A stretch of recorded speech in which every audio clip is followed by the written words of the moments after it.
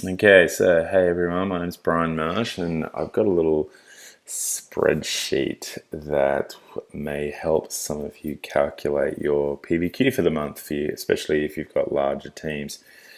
I never used this spreadsheet until I was like at around 24 club. I think there is a lot of benefit in manually working out PBQ for you and your team rather than using a spreadsheet to do that.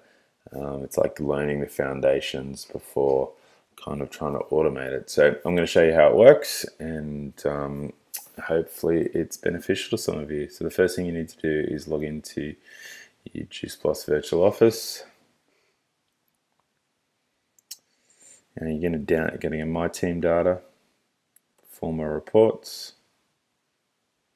We're looking for the customer genealogy reports with some differences. You're going to tick that. I've only built this calculation for Australia. Well, this version's only got Australia. I'm working on other countries. So personal preferred customers in downline for home country only, as long as you are in Australia. And instead of it being PDF, you want it to be file, comma, delimited. Your email address, submit.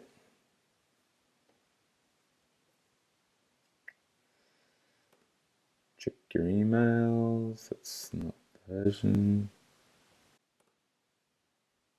Wait for the new one to come. Okay, so your email will look something like this. What you want to do is scroll to the bottom of the email,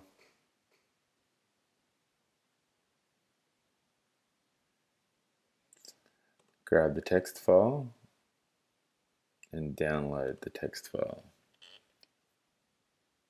Awesome. Now, you should have had a link shared with you, which will have the spreadsheet looking something like this. This is the base spreadsheet. This is the original spreadsheet. This will be the spreadsheet I make changes to that you'll need to copy each time I make changes to it, as I add other countries, as the Amigas come out. Like, there's lots of different things that are happening from time to time. So the first thing you need to do is file, and you need to make a copy. And this copy, you can call that whatever you want. This copy will be your version to make changes to. As you can see, this is view only, so you can't make changes to this one. File, make a copy.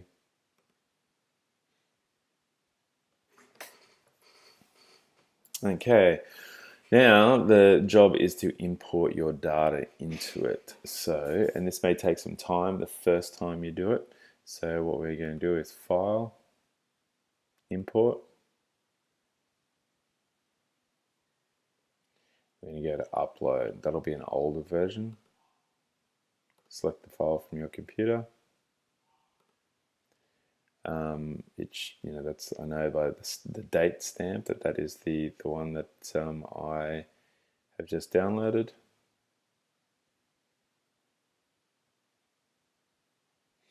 So what we want to do now is create a new spreadsheet. And the reason why we're creating a new spreadsheet is because there's a bunch of calculations in there. I don't want to just insert this into the existing spreadsheet. Okay, the trick is to create a new spreadsheet so none of the calculations change. So import.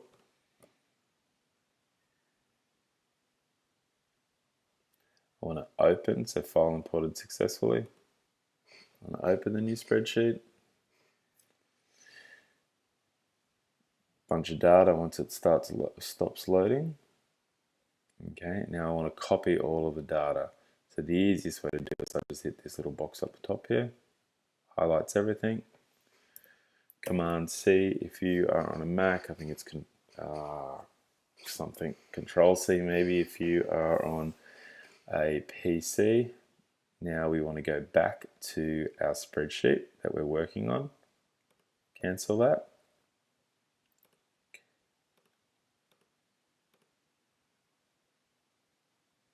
Select the first cell, so the level, and then paste. So on the Mac, Command V. Now this makes it take some time the first time you do it because it's actually taking thousands of rows of data and pasting it into the spreadsheet. And I don't normally use Firefox, but Firefox is giving me some warnings about how long it's taking. All right, so the data has been pasted in. Now you'll see that this data, I've hidden a bunch of cells, columns, okay, as you can see them up here because I don't need it. I don't need to visually see it. All right, so now what we're going to do is take this formula and paste it down. This formula has the code in it, so you want to highlight from S to V, and I would just copy that. If you don't know the keyboard commands, you can just go edit, copy. Now I want to highlight the whole column, and paste. So that should paste to the bottom of your spreadsheet. Might take a few seconds to do it.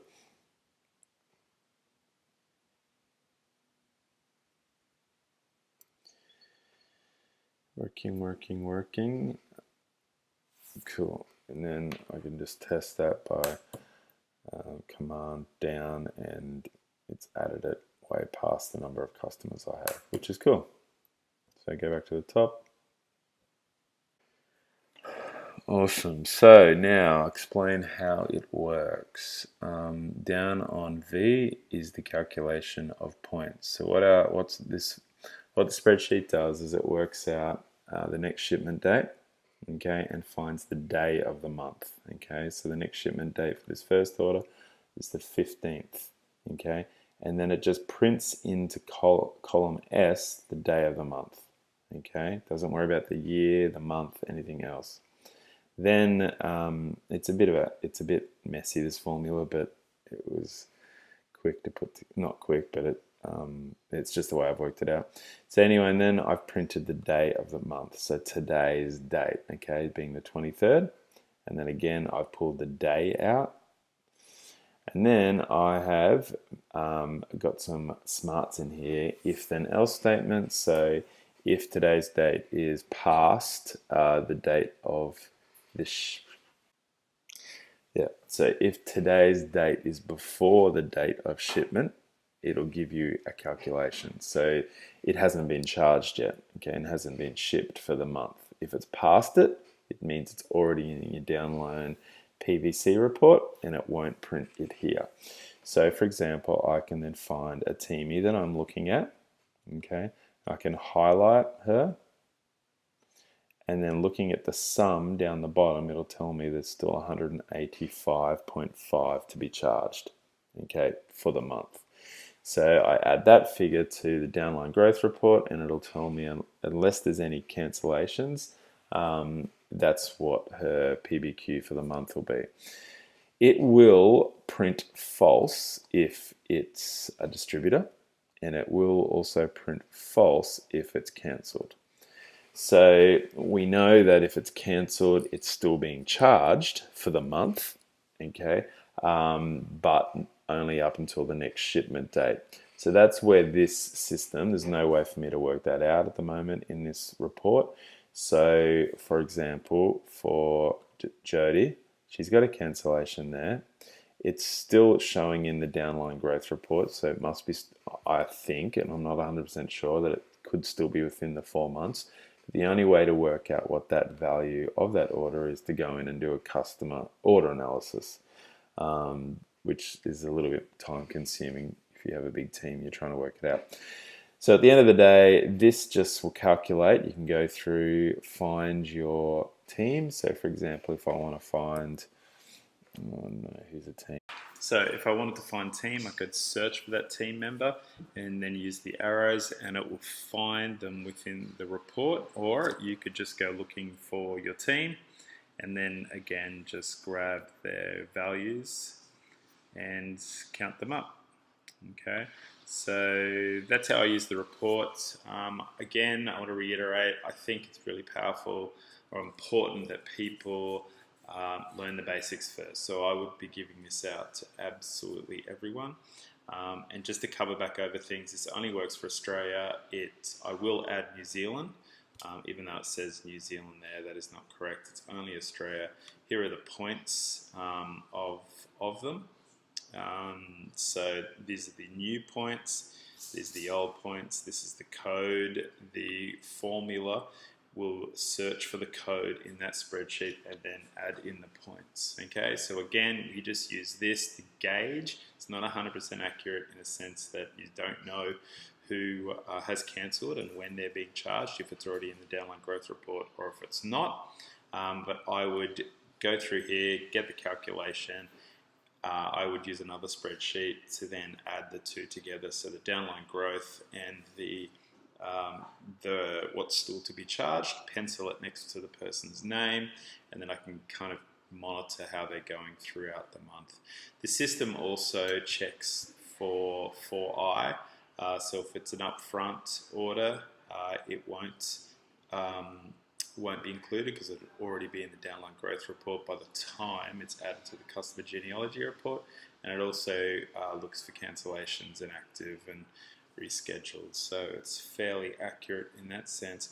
I hope this helps. It's really just a tool that cuts down some time when you're managing big teams around qualification. Yeah, have fun with it.